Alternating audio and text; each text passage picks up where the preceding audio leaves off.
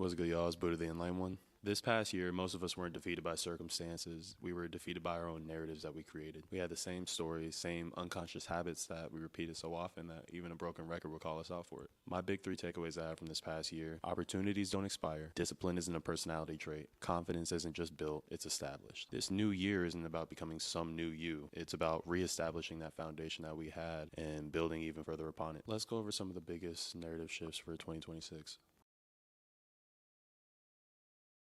If you're waiting to feel ready, let's be clear, that feeling is not coming. Readiness isn't a requirement, it's a result of confidence and action coming together. You act, you adjust, you learn, you fail, you learn again, and then you come back with a little more knowledge. Confidence catches up, solidifying behind every step. Every time you've grown, it started with a step you weren't ready for. Isn't it funny how confidence always comes after you realize you could do the thing that you were always scared to do? Like, think about those arguments you've had with somebody where it's like, oh, I got this good comeback that came 3 hours later. I had to ask myself recently, what actions am I delaying because I'm waiting for a guarantee? And what difference would it make knowing the result if I'm still questioning the actions and effort I know it would take to get those results? This applies more than just, like, if you're in the weight room, more than just physical. This is more than just mental, emotional. Like, it's everything. Looking back, my best friend from high school, Cameron, he had this quote that he would always say, get naked. And to me, when I look back, I think of it as a way of saying, like, just strip everything down and just go for it. Just get naked and go. Strip those fears away, whatever it is. Now, I don't know if that's what he meant. Knowing him, he could have literally meant it, but that's my guy. And that quote has always stood with me, and it applies to this quote now. So you're never going to be ready. Readiness comes from the results of applying those actions that you know you're supposed to take. Those actions lead to confidence that you build, which leads to the next step. Stop waiting to be ready. You're already ready now. If you're seeing this video, you've been ready. You were supposed to start yesterday. The next best day is to start right now. So, yeah, get naked. I think motivation shows up whenever it wants to, and standards show up every single day. At least they can. Now, they don't always show up every day. Discipline is doing the work without negotiating with your feelings. The people who go out and get those results don't wait for the feeling for it. They move based on their non-negotiables. You show up even when you don't want to. You wake up on time even when you want to get 5 more minutes. You skip out on that dessert even though it looks really good. This past week, I've been working on my New Year's non-negotiables, and I'm making sure that they align with the things that I want to do this year, the things I want to put conscious intention towards, you know what I mean? I'm going to the gym, doing more basketball stuff, weightlifting, getting stronger for my physical health, getting prepared for the basketball season. PerspecTVe, this video right here is living proof that I'm putting conscious intention towards the things I want to grow this year. And I'm working on my recipe book for Buddha's Bakery. If you know, you know. I'm making music. I'm planning on recording some stuff and sending it to my engineer. Shout out my boy Rue. I'm working on my book that I will put out eventually. I'm not even going to rush that process yet. There's still so much more coming, but I think if I put out any book, it's going to be the recipe book first. But I have a book that I've been working on. I'll talk to you guys about that much later. But I think the biggest thing that I had to overcome this past year was just stepping up and showing up. I made a lot of excuses for my scheduling. Like, yeah, I was working 10 hours, but if I really broke down my time and made some intentional steps towards scheduling the things I want to schedule for myself, like I would have time to do this kind of stuff. Granted, I'm also grateful that I'm not having to work that other job right now. I only have that one job right now. I'm going to focus on doing that job, doing this, eventually making money from this is my goal, obviously, but until we get there, we'll get there. Again, without making any excuses, I had to realize that no one is going to save me. No one is going to push me. No one's going to get me to sit down, put a pen in my hand, put a paper in front of me and make me write. No one's going to set my alarm for me to wake up to go to the gym. No one's going to set my clothes out for the gym. Like, no one's going to tie my shoes when I get to the gym. Like, I got to do all this myself, yo. And it's like, I can't keep making excuses. I got to make my schedule. No one else is going to make my schedule for me. Nobody has strings connected to me and has, like, their hand up my... And, like, nobody has their hand up my shirt doing a ventriloquism thing right now. Like, this is all me, and this is what I have to do. No one's going to do that for me. No, I wouldn't even want that. You know what I mean? Yellow. Do you ever go to Sam's? No, I'm actually in the middle of recording right now. Oh, sorry. Okay, bye. Sorry. It's fine. Do you want to say anything about positivity? Always stay positive. It's a brand new year. Don't worry about what happened last year. Move forward and look forward and look ahead. That it? Yep, that's it. All right. Perfect. All right, baby. All right. Love you. Bye. Thank you. Love you too. Bye. Bye. All right, shout out moms for that. Where was I at? But yeah, I had to get up and do it myself. And my approach had to change into a routine. And my routine had to change into a standard. And once you do that, you start gaining the momentum you need. For me, organization was my biggest problem. Right now, having a planner has been the biggest difference for me. Like I have to, it's not forcing myself to do it anymore when I know I need to do it. Like I said in the other part, you have to do it. Just do it. And it's something I've been struggling with for years. It's something that I'm aware of, which allows me to make the change that I know I'm supposed to do. My priorities, my focus, my intention, I'm actually improving these things for myself because I know I need to, and I have to start creating the life I want to live now instead of letting life create the life that I have to live. You know what I mean? You know what I mean? I'm I'm going to create the life I want to live instead of letting life create the life that I don't want to live. You know what I mean? I hope that makes sense. Comfort now often steals confidence later. Although comfort is something that we all are working for, it rarely builds strength at the beginning stage. Everyone deserves to feel good, everyone deserves to relax. But the version of you that you'll respect even more tomorrow is the person that made the decision that you didn't want to make today. Choosing the hardest thing now creates a pride that'll last.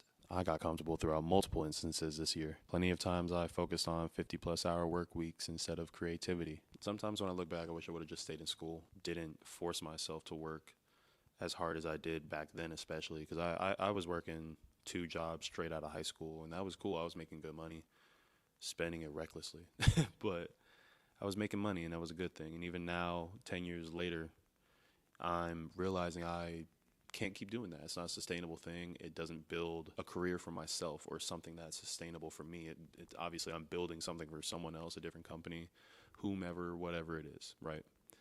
And it made me realize I can't keep doing this, bro.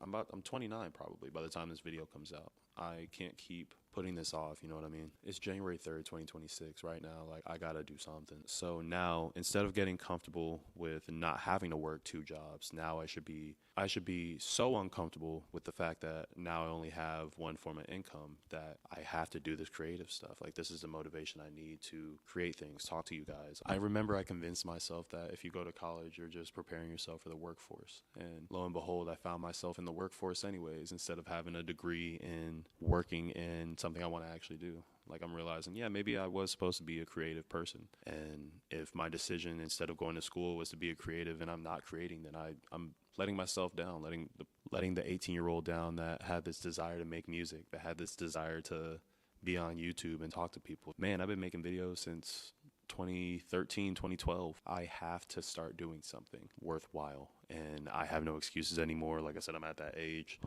where nobody really cares anymore. And that's fine. Like this isn't for anyone to care. This is for people to have a perspective. That's what this whole page is about, is perspective. Whatever you want to do, make sure you pursue it with all your might.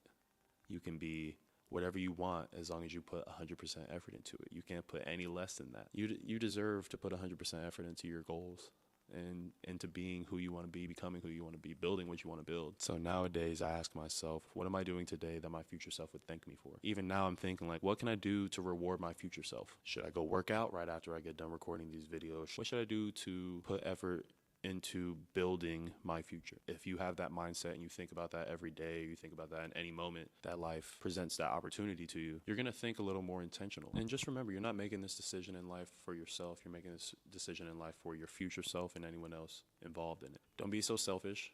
Like, yeah, you can take a break. Yes, you can take your time. But remember, there's people out there that don't have time for you to wait, that don't have time for you to give them a week, you know? Like, go out there and do it today. Go out there and anytime you see somebody, smile at them, say hi. Like, don't be so nervous, don't be so shy. That's another thing, breaking my anxiety this year.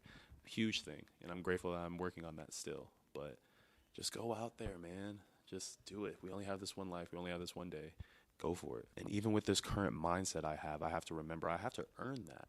I don't just deserve it right now. I'm building something that is worthwhile. So these connections with strangers, like they'll be thinking about it in the future, like, oh my God, that curly haired dude freaking said hi to me. Had no reason to, blah blah blah. But whatever the situation is, make sure that you're doing things that are intentionally positive when it comes to influence and impact. And you'll live a pretty cool life. What if I stay the same? I used to be one of those kids that only played on the shallow end of the pool. A lot of people stay where their feet can touch the bottom. It feels safe to be in control of your own fate, you know what I mean? But nothing of significance grows in the shallow end. Deeper water is terrifying.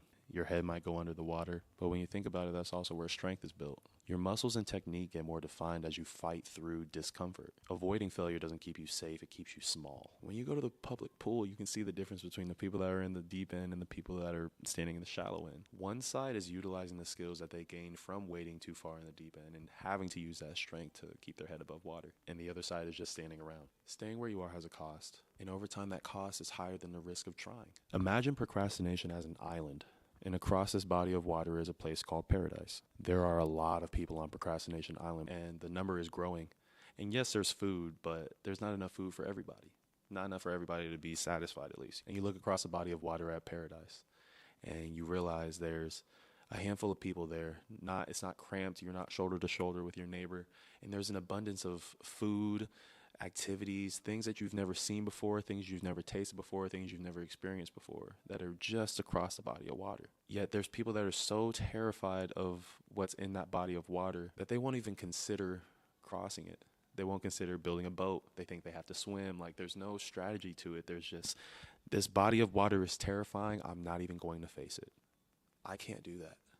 Let's be honest. In this life, there's people that have died chasing paradise.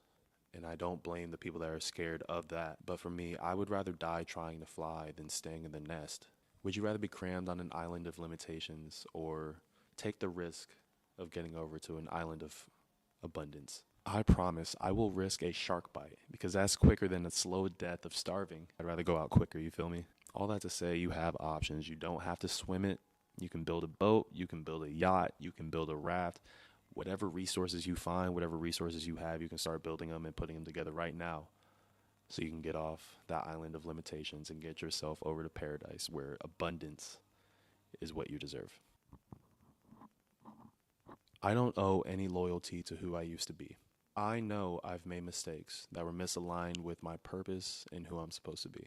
I personally owe more apologies than the ones I should have received. I've moved on and through those things from the past, yet I still have these habits that I've held on to, unfortunately. There's a lot of things we try and bury in life, right? And as you're burying these things, we're digging deeper and deeper, not even looking up until we realize there's a quarter-sized hole of sunlight that we have to try and get back to. And that's where the climb begins. We're climbing past so many things we've already thrown away, so many things that we've tried to bury deep, deep down in a way. Everybody's cringy. Just get over that cringy shit you did when you weren't an adult. We're adults now, just grow up. I dug a hole so deep that when I looked back up and realized, like, yo, this is going to be a long journey out, I wasn't just going to sit down there in the hole that I created for myself. Like, I got to get out. Again, I'm not going to keep worrying about what happened in the past. I'm going to build what I can right now, control what I can't control right now, and go from there. So focus on that future alignment. Make sure that even if you are trying to bury the things in your past, that they're creating steps up to that next level that you know you deserve to be at.